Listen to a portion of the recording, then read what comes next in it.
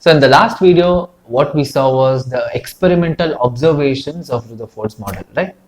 The alpha ray scattering, what happened, its empty space, all those things. So let's do a little more in detail as to what experimental observations he saw, and how it is important for us to understand the structure of an atom. That is more important here. Okay. Now the first observation what he noted was that most of the alpha particles were going undeviated, correct? In the sense, the atom has to be empty. There is nothing. So when I say there is nothing, don't assume it is vacuum. Vacuum is different, this is different. Clear? So it's just empty. There is nothing inside the atom.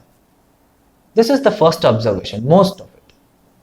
Then the second observation what he did was some of the alpha particles were being deflected, correct?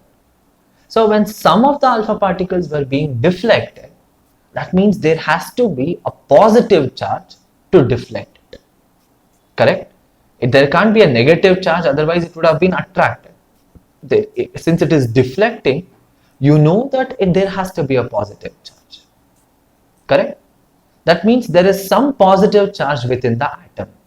So the first observation was it is completely empty, but then there is one small positive charge somewhere within the atom. Don't know where, but there is something.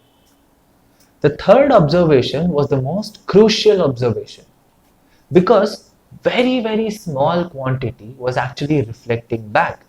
It's actually reflecting, it's not even deflecting. It went straight, it came back in the same direction. 180-degree deflection. That means that particle, whatever that positive charge we have inside the atom, it has to be very small, because 1 in 8,000 is deflecting by 180 degree. That means it has to be very small, right? And also, since it is so small, at atomic size if we compare, and if we compare the size of that positively charged body, the positively charged body has to be very small compared to the size of the atom, right? So he called it small charged particle as nucleus. Okay. Then he gave the conclusion that nucleus is positively charged, whereas the overall atom what we consider, there all the electrons are spread around. In the sense, the center of the nucleus, the center of the atom, its nucleus, positively charged, and around the nucleus we have electrons which are negatively charged. Overall, atom is neutral. Okay, this is one thing. Then, see, looking at the size of the alpha particle, see, alpha particle, that too, it's a moving alpha particle, correct? From a radioactive source, an alpha particle comes with a very high speed.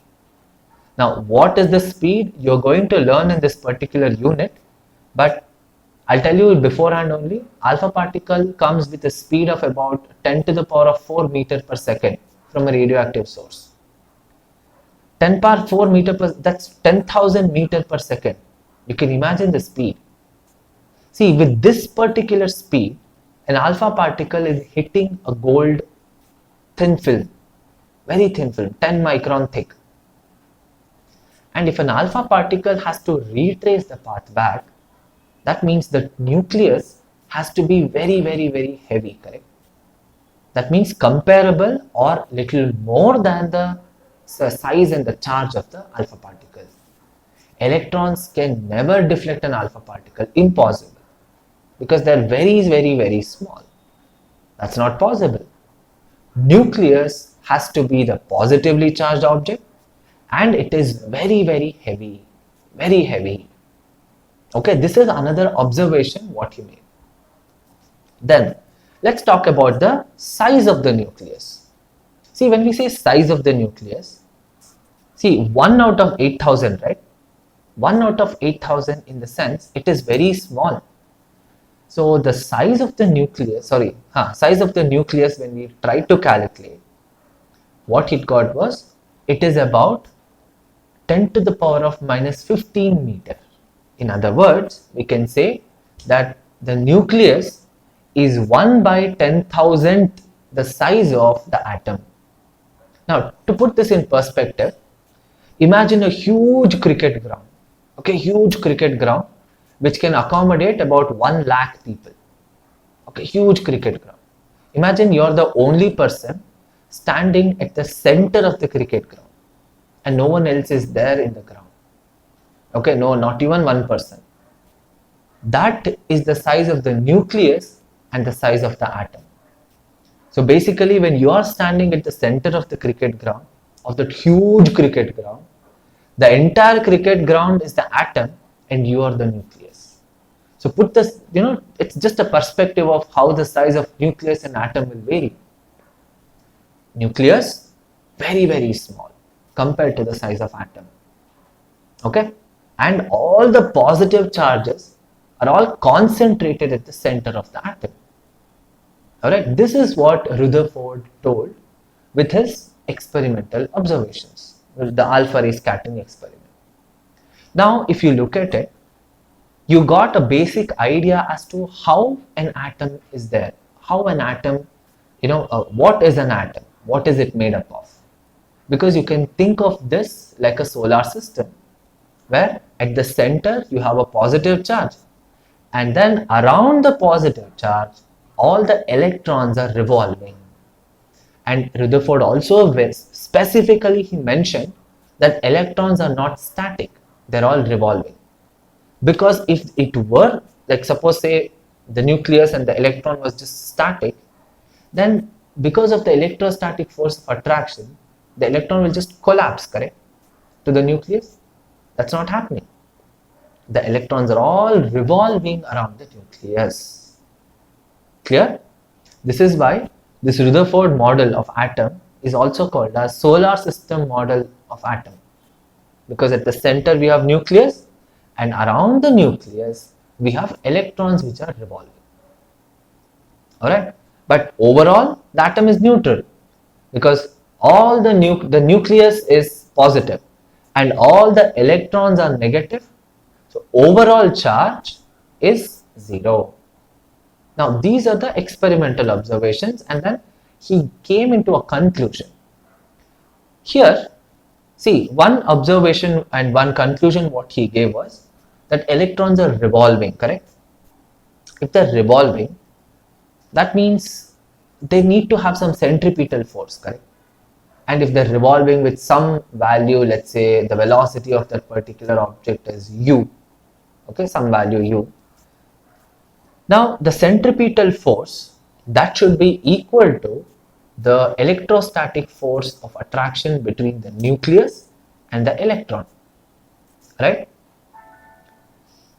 Now let's look at these two and let's equate them, because if it has to be in a stable orbit, the centripetal force and the electrostatic force, these two should be equal. Otherwise, obviously, if one becomes more, then it won't be a stable orbit, definitely. So what we have, let's equate these two. So what we have, centripetal force, or you can also call it as the kinetic energy of the particular electron. So we have half mu square is equal to 1 by 4 pi epsilon naught 2e into ze divided by r naught. Okay. So once you have this, we can calculate what is the value of r naught, correct? Make r naught as the subject of formula. We have 1 by 4 pi epsilon naught into 2ze square by half mu square. Alright. Now if you apply these values and if you know the value of z here and m, you can calculate what is the radius. Correct? You can calculate what is the radius. So by Rutherford's model, we could even calculate the radius. See, this is why Rutherford's model is the base model for the atomic structure. Or this Rutherford model gave an idea about how an atom can exist, what is there in an atom and what revolves in an atom. All these things was given by this particular model. Okay.